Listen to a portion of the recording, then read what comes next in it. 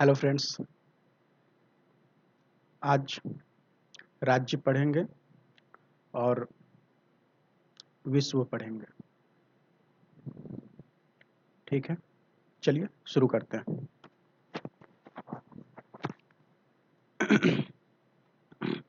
First news है आज। कौन सा राज्य रोटरी क्लब के सहयोग से ऐसे नवजात शिशुओं जो अपनी ही माताओं द्वारा स्तनपान से वंचित रहते हैं के लिए आंचल दूध का सुनिश्चित करने के लिए अत्याधुनिक केंद्र अपना पहला ह्यूमन मिल्क बैंक शुरू किया है। कौन सा स्टेट है वो ह्यूमन मिल्क बैंक शुरू कर दिया है? तो वो है केरल। देखिए इस न्यूज में क्या है, मैं डिटेल्स बता देता हूँ आपको। इसमें है कि बहुत सारे ऐसे बच्चे होते हैं जिनके जन्म के बाद उनकी माता का देहांत हो जाता है या उनकी माता स्तनपान कराने में सक्षम नहीं होती हैं। बहुत माताओं को जो है कि आंचल दूध की मतलब क्या बोलते हैं उसको, पर्याप्त मात्रा में नहीं हो पाता। इस कारण बच्चे कुपोषित हो जाते हैं। तो इसी के ध्यान में रखते हुए केरल सरकार क्या किया है कि ह्यूमन मिल्क बैंक शुरू किया है। क्लियर?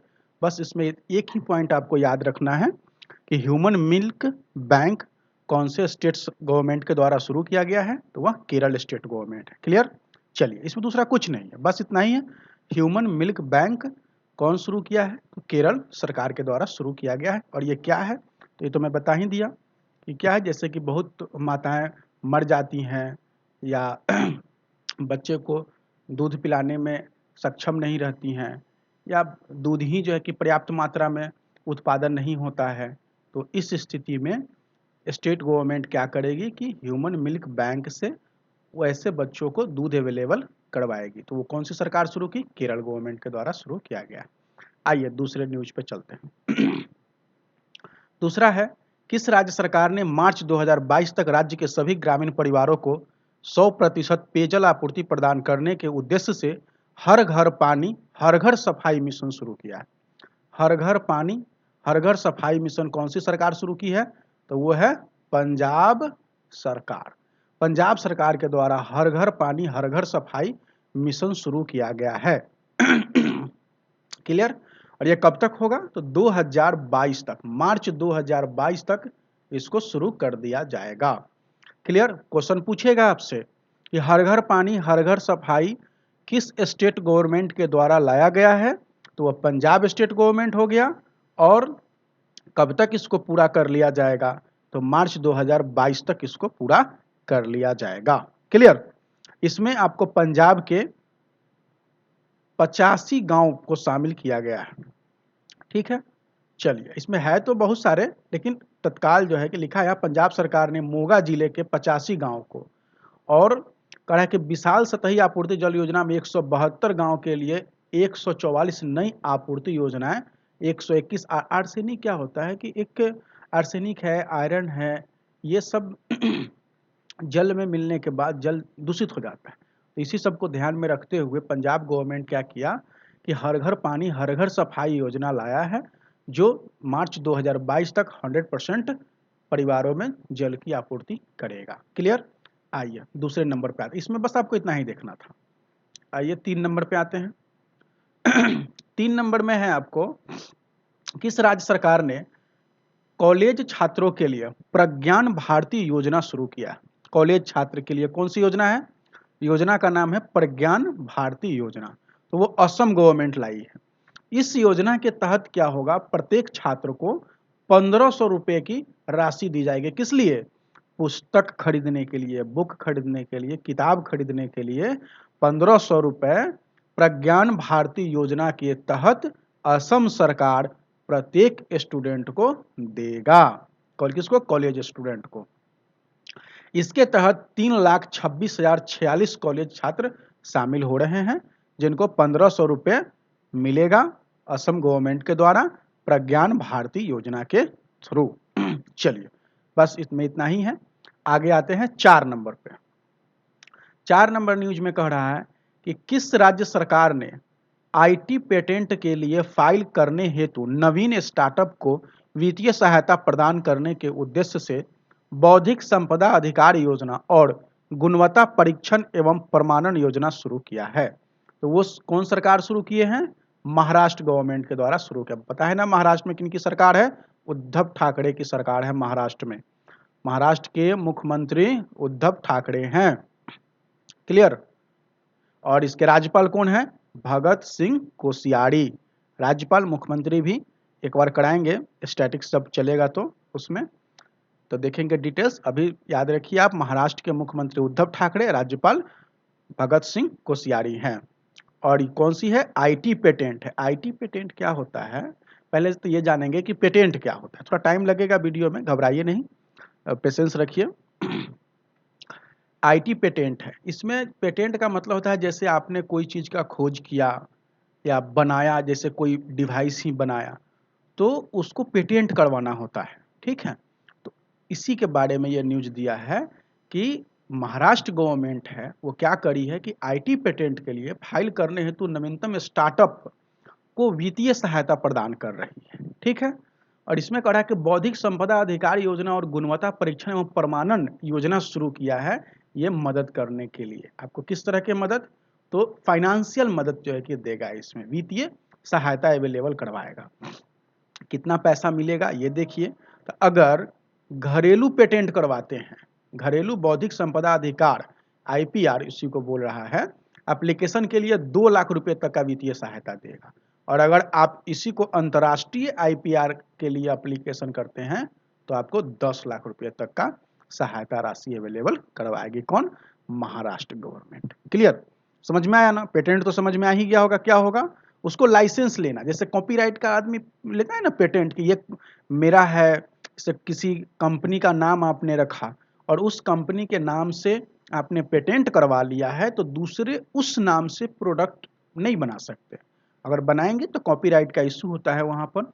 उसी तरह से यहाँ पे आईटी पेटेंट होता है जिसमें महाराष्ट्र गवर्नमेंट बोला है कि अगर आप घरेलू बौद्धिक संपदा अधिकार एप्लीकेशन करेंगे तो 2 लाख रुपये सहायता राशि मिलेगी और अगर अंतर्राष्ट्रीय करेंगे तो आपको 10 लाख रुपये सहायता राशि मिलेगी। क्लियर? आइए 5 नंबर न्यूज में आते हैं। 5 नंबर में कह रहा है भारत की पहली भूतापीय विद्युत परियोजना किस राज्य या केंद्र शासित प्रदेश में स्थापित की जाएगी? तो वो लद्दाख में स्थापित किया जाएगा। पता है ना, जम्मू कश्मीर को 2 भागों में बांट दिया गया। धारा 370 हटाने के बाद एक लद्दाख बन गया है यूटी और एक जम्मू कश्मीर है। क्लियर? तो यहाँ कह रहा है कि भूतापीय विद्युत परियोजना किस राज्य या केंद्र शासित प्रदेश में? तो ये केंद्र शासित प्रदेश कौन है? लद्दाख है। भूतापीय विद्युत परियोजना कहाँ शुरू किया गया है? लद्दाख में शुरू किया गया है। ये क्वेश्चन इंपॉर्टेंट तो है ही, सिर्फ आपको इसमें स्टेट का नाम याद रखना है। केंद्र शासित प्रदेश कौन सा है? तो लद्दाख है भूतापीय विद्युत परियोजना के लिए। और इस परियोजना को कब तक शुरू कर दिया जाएगा? 2022 के अंत तक इसको चालू कर दिया जाएगा। क्लियर? चलिए आगे आते हैं 6 नंबर न्यूज में। चाह बगीचा धन पुरस्कार मेले का तीसरा चरण किस राज्य में आयोजित किया गया था, जिसमें चाय बागान क्षेत्रों से संबंधित 7.5 लाख लोगों में से प्रत्येक को 3,000 रुपए की वित्तीय सहायता राशि दी गई? तो चाह बगीचा धन पुरस्कार मेला, चाह बगीचा धन पुरस्कार मेला असम में शुरू किया गया है। कहाँ पे? असम में। जहाँ चाय बागान क्षेत्र में जो काम करने वाले लोग हैं उनमें 7.5 लाख लोगों को प्रत्येक व्यक्ति को 3,000 रुपये की वित्तीय सहायता राशि, फाइनेंशियल सपोर्ट दिया गया है। ठीक है, वित्तीय सहायता राशि दिया गया है। कितने लोगों को? 7.5 लाख लोगों को दिया गया है। कहाँ? असम में। ठीक है, चाह बगीचा धन पुरस्कार मेले का तीसरा चरण था और इसमें 7.5 लाख लोगों को प्रत्येक लोग को 3,000 रुपया दिया गया है। कहाँ के है? असम का है। ठीक है, असम गवर्नमेंट के द्वारा ये योजना लाया गया था। क्लियर? चलिए इसमें दूसरा कुछ नहीं, आगे चलते हैं। ऐसे ये 7.5 लाख है ना, इसका एग्जैक्ट पॉइंट जो है ये 7.5 लाख लगभग है। एग्जैक्ट देखिए यहाँ लिखा हुआ है आपको कितना है? 7,46,667 लाभार्थी हुए हैं, जिसको अप्रोक्स 7.5 लाख यहाँ पर लिखा हुआ है। अगर 7.5 लाख आ गया तब तो मारेंगे ही, टिक करेंगे ही। और अगर 7.5 लाख न देकर पूरा अगर संख्या देना शुरू कर दें तो इसको ध्यान में रखना है। 7,46,667 लाभार्थी हैं असम गवर्नमेंट के द्वारा। प्रत्येक लाभार्थी को 3,000 रुपया दिया जा रहा है। चाह बगीचा धन पुरस्कार मेला का तीसरा चरण हुआ है उसके तहत। क्लियर। चलिए आगे चलते हैं 7 नंबर न्यूज में। 7 नंबर में क्या कह रहा है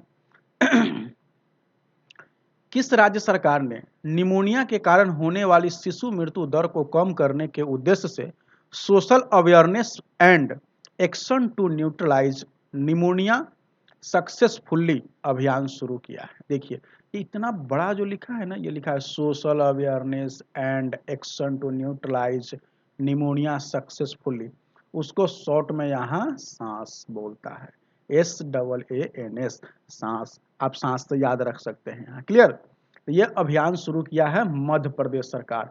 आपको जानकारी के लिए मैं बता दूं, मध्य प्रदेश भारत का सबसे ज्यादा दलहन उत्पादन करने वाला राज्य है, लेकिन ये भी सत्य है कि सबसे ज्यादा कुपोषण के शिकार मध्य प्रदेश ही है। ठीक है। चलिए तो यहां देख लिए, सांस अभियान शुरू किया है कौन? मध्य प्रदेश गवर्नमेंट शुरू किया है। निमोनिया के कारण शिशु मृत्यु दर को कम करने के लिए social awareness and action to neutralize pneumonia successfully सांस अभियान। आपसे क्वेश्चन पूछेगा सांस अभियान किस चीज से संबंधित है? तो निमोनिया से संबंधित है। सांस अभियान कौन सी गवर्नमेंट शुरू करा? तो मध्य प्रदेश गवर्नमेंट के द्वारा शुरू करा गया। क्लियर। आइए नेक्स्ट 8 नंबर न्यूज में चलते हैं। 8 नंबर में है कि किस देश ने उत्तरी सागर में दुनिया के पहले ऊर्जा द्वीप के निर्माण के लिए परियोजना को मंजूरी दी है? तो वो डेनमार्क है। डेनमार्क जो है कि पहले जो है कि ऊर्जा द्वीप के निर्माण को, दुनिया का पहला ऐसा कंट्री है डेनमार्क जिसने क्या किया है कि ऊर्जा द्वीप के निर्माण को मंजूरी दे दिया है। इसमें क्या होगा कि 18 फुटबॉल पिच, लगभग उसका क्षेत्रफल कितना होगा? 1,20,000 वर्ग मीटर का क्षेत्रफल होगा। इसमें उसने क्या किया है कि ऊर्जा निर्माण शुरू करवा दिया है। यह अनुमानित लगभग 210 बिलियन क्रोन, इससे आप याद रख सकते हैं डेनमार्क की करेंसी क्या है? क्रोन डेनमार्क की करेंसी है। क्लियर। तो डेनमार्क गवर्नमेंट क्या किया है? ये दुनिया का पहला ऐसा देश बना है जो ऊर्जा द्वीप निर्माण शुरू किया है। 1,20,000 वर्ग मीटर में होगा। 18 फुटबॉल का जो ग्राउंड होता है वो उसके बराबर होगा ये, और उसमें पैसे कितने लग रहे हैं? 210 बिलियन क्रोन। क्लियर। जो 34 बिलियन डॉलर के बराबर होता है। चलिए इससे आपको एक बात याद रखना, डेनमार्क की करेंसी क्या हुआ? क्रोन। जरूरी नहीं है कि आपसे पूछे कि डेनमार्क में शुरू किया गया है ऊर्जा द्वीप की नहीं किया गया, कितना उस वर्ग मीटर में है, हाँ कितना पैसे खर्च किए जा रहे हैं, लेकिन ये भी पूछा जा सकता है आपसे कि डेनमार्क की करेंसी क्या है? तो वो क्रोन। ठीक है। चलिए आइए आगे, अब चलते हैं हम लोग विश्व में, वर्ल्ड में जो है कि देखते हैं क्या न्यूज था। फर्स्ट, किस देश की सेना ने चुनाव धोखाधड़ी के अपने दावों की प्रतिक्रिया में आपातकाल घोषित करने के बाद 1 वर्ष के लिए सत्ता अपने हाथ में ले लिया है? तो वो म्यांमार की सेना। क्या हुआ है कि म्यांमार में इलेक्शन हुआ था, बाद में जाकर के सेना जो है कि यह दावा करी कि इलेक्शन में धोखाधड़ी हुआ है और ये धोखाधड़ी के हिसाब से इलेक्शन जीत लिया गया है। तो उस देश की सेना सत्ता को अपने हाथ में लेकर के 1 साल के लिए, कितने दिनों के लिए? 1 साल के लिए सत्ता को अपने हाथ में ले ली है। तो वो कहाँ की सेना ऐसा करी है? म्यांमार की सेना ऐसा करी है। और जो वहाँ के उपराष्ट्रपति थे माइंट स्वे, उन्हीं को कार्यवाहक राष्ट्रपति बना दिया गया है। और सभी शक्तियां किसके हाथ में दे दिया गया है? द कमांडर इन चीफ कौन थे? तो मीन आंग लैंग। मीन आंग लैंग, ये है मीन आंग लैंग, इन्हीं को सारी शक्तियों को दे दिया गया है। और कार्यवाहक राष्ट्रपति किनको बनाया गया? तो माइंट स्वे को बना दिया गया है। कौन सी कंट्री है? म्यांमार है। ठीक है, म्यांमार। चलिए अब आगे आते हैं हम लोग 2 नंबर न्यूज में। 2 नंबर में क्या है कि नेपाल ने 679 मेगावाट के लोअर अरुण जल विद्युत परियोजना के निर्माण का अनुबंध किस भारतीय कंपनी को देने का फैसला किया है नेपाल गवर्नमेंट। नेपाल गवर्नमेंट क्या किया कि नेपाल गवर्नमेंट 679 मेगावाट के लोअर अरुण विद्युत जल विद्युत परियोजना को किसको दे दिया है? सतलज जल विद्युत निगम एसजेवीएन किसको दे दिया है? एसजेवीएन को दे दिया है, सतलज जल विद्युत निगम को। नेपाल के प्रधानमंत्री कौन है? केपी शर्मा ओली। ठीक है, ये भी याद रखना है। देखिए न्यूज में ऐसा नहीं है कि एकदम फॉरवर्ड ही न्यूज रहेगा, आपको उससे रिलेटेड भी न्यूज मिल सकता है। ठीक है, जैसे नेपाल से न्यूज है तो ये भी पूछ सकता है नेपाल के प्रधानमंत्री कौन है, तो ये सब पॉइंट भी देखते चलना है। तो नेपाल के प्रधानमंत्री केपी शर्मा ओली हो गया, उन्हीं की अध्यक्षता में एक निवेश बोर्ड नेपाल है ना, उसी की बैठक हुई थी। उसी में तय किया गया कि सतलज जल विद्युत निगम को लोअर अरुण जल विद्युत परियोजना सौंप दिया गया है। ठीक है, चलिए क्वेश्चन इतना ही रहा इसका। ये हमारा 2 नंबर न्यूज था। अब चलते हैं आगे 3 नंबर। आइए 3 नंबर में क्या कह रहा है कि बांग्लादेश सरकार ने ग्रामीण सड़कों के उन्नतीकरण और डिजिटल कनेक्टिविटी के लिए किस बैंक के साथ 500 मिलियन अमेरिकी डॉलर के ऋण समझौता किया है? तो बांग्लादेश गवर्नमेंट जो है कि बांग्लादेश सरकार ग्रामीण सड़क के उन्नतीकरण और डिजिटल कनेक्टिविटी के लिए, मतलब जो गांवों का रोड है, ग्रामीण सड़क है, उसको बेहतर बनाने के लिए और डिजिटल कनेक्टिविटी हो सके उसके लिए वर्ल्ड बैंक के साथ समझौता किया। कितना का? 500 मिलियन डॉलर। कितना का? 500 मिलियन डॉलर का। क्लियर? तो 500 मिलियन डॉलर का वर्ल्ड बैंक बांग्लादेश को दे रहा है। किस लिए देगा? तो ग्रामीण सड़क के उन्नतीकरण और डिजिटल कनेक्टिविटी के लिए दे रहा है। क्लियर? चलिए, इसमें ये सब याद नहीं रखना, कितना रोड बनाएगा, कितना किलोमीटर होगा, ये सब कुछ नहीं।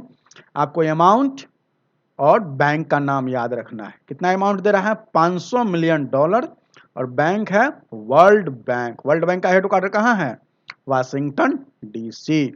वर्ल्ड बैंक का हेडक्वार्टर वाशिंगटन डीसी में है। वर्ल्ड बैंक का हेडक्वार्टर कहाँ है?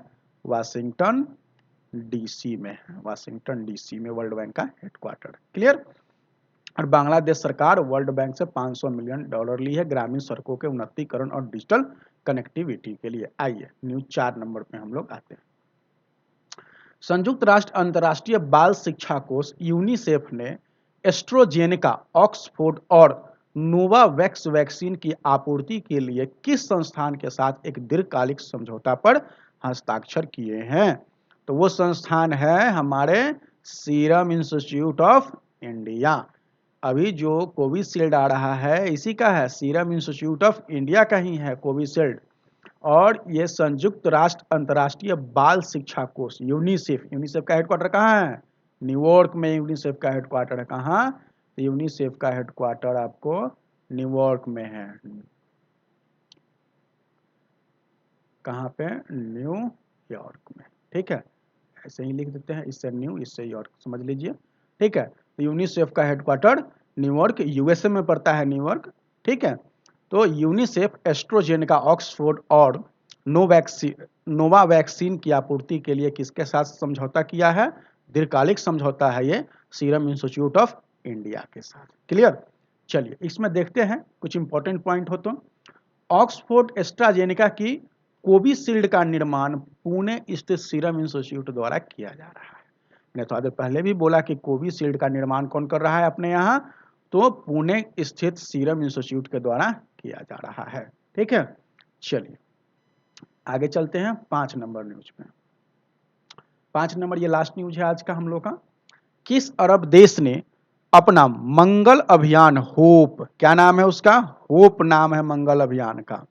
ठीक है, तो कौन देश है अरब देश जो अपना मंगल अभियान होप प्रोब लॉन्च किया है, जिसके 9 फरवरी 2021 को मंगल की कक्षा में पहुंचने की उम्मीद है? तो वह देश है संयुक्त अरब अमीरात। संयुक्त अरब अमीरात यूएई जो है अपना मंगल अभियान शुरू करा है, जिसका नाम क्या है? होप। समझ गए ना? क्या नाम है? होप नाम है मंगल अभियान का। कौन शुरू किया है अरब देश? संयुक्त अरब अमीरात, यूएई। यूएई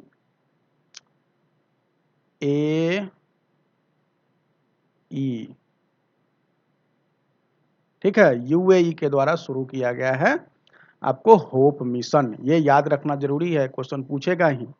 8 एग्जाम होते हैं बैंक के एक साल में, उस 8 एग्जाम में किसी न किसी एग्जाम में इस क्वेश्चन को पूछ लिया जाएगा कि मंगल अभियान होप किस देश के द्वारा शुरू किया गया है। ठीक है, तो याद रखिए संयुक्त अरब अमीरात शुरू किया है। चलिए आज हम लोग का इतना ही था।